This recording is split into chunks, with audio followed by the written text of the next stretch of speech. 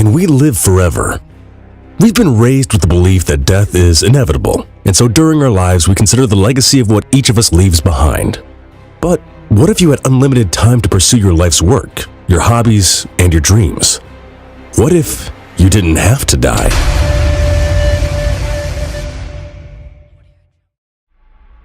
As science and medicine advances, the average human lifespan continues to increase from better care and medicines that treat diseases. Some scientists say that in the near future, perhaps within the next 50 years, immortality might be within our grasp. To begin to understand the aging process, we have to look at the laws of physics. There are 4 laws of thermodynamics, and the second law of thermodynamics basically implies that everything made up of atoms rusts, falls apart, or disintegrates. We are all made up of atoms, and those atoms must obey the second law of thermodynamics. But this doesn't mean that the law cannot be interfered with or changed. In fact, there is no law of physics that prevents us from finding the secret to living forever, or stopping and reversing entropy. Entropy can be interpreted as the degree of disorder or randomness in the system. Nothing is immune to the power of entropy, not even our bodies. Everything in the universe has the tendency to go from order to a decline into disorder. As we grow old, our own cells begin to betray us. If scientists find a way to reverse the damage that occurs normally to our cells, this could be the key to eternal life. We must take a closer look into our bodies on the cellular level. For a cell to remain youthful, it has to maintain the ability to detect and repair DNA damage, keep up its energy production, dispose of its waste, send out the right chemical messages, stay attached to other cells, and do many other things. Diseases of aging are associated with the failure of the DNA repair mechanisms. Our cells are very complex, but in each one of our cells, you will find what are called mitochondria. There are hundreds of these in each cell. You could consider these as tiny engines inside of each cell. The job of mitochondria is to provide energy to the body, and as with anything that produces energy, they become worn down after time. It is the beginning of this stage that our bodies start to decay. This is where some scientists have begun to research and are trying to reverse the process.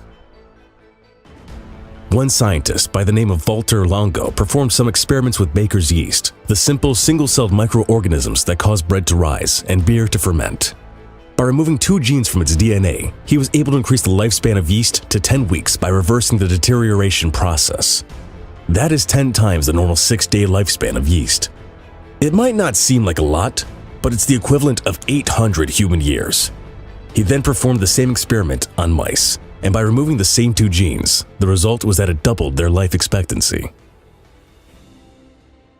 In case you didn't know, it might be worth to mention that scientists test on mice because their genetic blueprints are similar to ours, and 90% of genes associated with diseases are identical in humans and mice. As far as our current longevity is concerned, it seems that humans have a hard ceiling of living to 115 years old. It's possible that this age limit is biologically wired into our system. But there was one woman who lived to be 122 years old. Her name was Jean-Louise Calment, and after she died, many people said that it wouldn't be long until people were living to be 125 or 130 years old. But no one has lived that long since she died in 1997. It would seem that the average longest living human age is in fact 115 years. There are many unanswered questions that still remain. If we extended our lifespan, would our bodies be able to withstand living 800 to 1,000 years? At the current state of research, we're only learning how to extend the lifespan. If we're going to extend our lifespan, then we would also have to figure out a way to keep our bodies eternally young. In the past decade or so, a shift has occurred in science encouraging us to view aging as a disease that can be cured. Aubrey de Grey is a biomedical gerontologist who believes in this same idea. The English research scientist believes that people who are alive today could end up living for 1,000 years. But many say that his ideas are extreme. His study is aimed at combating the harmful byproducts of metabolism. In other words, he believes that by figuring out a way for cells to completely dispose of a waste in a manner that doesn't cause cellular damage or decay is part of the key to longevity. However, because we have a poor understanding of how metabolism really works, our efforts remain crude and decay races through our bodies faster than treatments can keep up. But technology could advance quickly and put us within striking distance of extending human life. But herein lies another problem. It is the disbelief of scientists that we cannot live longer than our current lifespan of 115 years that stops the progression of such science. In fact, it would appear that the traditional emotional need to accept our own mortality has generated a pro-aging trance, which is hobbling even the best scientists from pursuing the enterprise with the focus and attention that it demands. There are still drugs being invented every day with the intention of slowing down the aging process and curing diseases. In fact, there was a recent study that has proven to be a powerful anti-aging strategy in mice. This same thing is about to be tested on humans. There are cells in our bodies that are referred to as zombie cells. There is a process in living creatures called mitosis, where once a cell copies all its DNA, it then divides into two new cells. Cells must divide for living things to grow. However, these senescent or zombie cells are old cells that will not divide, and they will not die either. This discovery all began with a research scientist by the name of Jan van der Seen. He was working with genetically engineered mice to study the abnormal number of chromosomes in a cell and how it relates to cancer. His mice were aging quickly, losing their hair, and their eyes were glazed over with cataracts far before their time. It took him years to figure out why this was happening. He then got the idea of trying to kill off these zombie cells and try to determine if this could prevent the premature descent into old age of these engineered mice.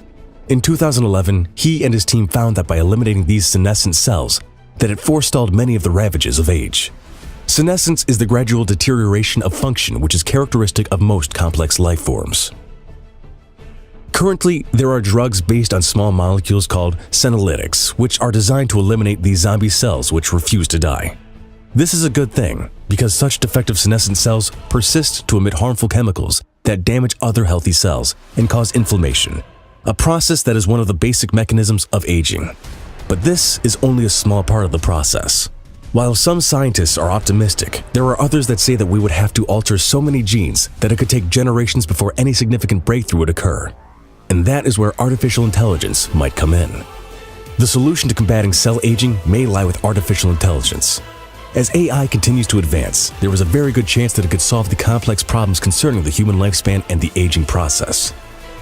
Currently, there are artificial intelligence algorithms that are studying the aging process and looking for ways to reverse any process that could be damaging to our cells and our bodies. Artificial intelligence could also end up becoming part of our bodies, programming our cells to correct and reverse entropy. But let's say that we do someday find a way to reverse the aging process. The planet will have a global population of 9.5 billion people by the year 2050. Our planet will struggle to sustain that kind of life with our diminishing resources, and people living forever would only compound these problems. And who would get the gift of eternal life? It certainly wouldn't be everyone. It would possibly be reserved for people like doctors or scientists. There are probably many people who want to live forever, but there are likely many people who are happy with the idea of finally resting in peace. It leaves us with one interesting question. Would you really want to live forever? It seems inevitable that in the future, if we survive long enough as a species, we will get to make that decision.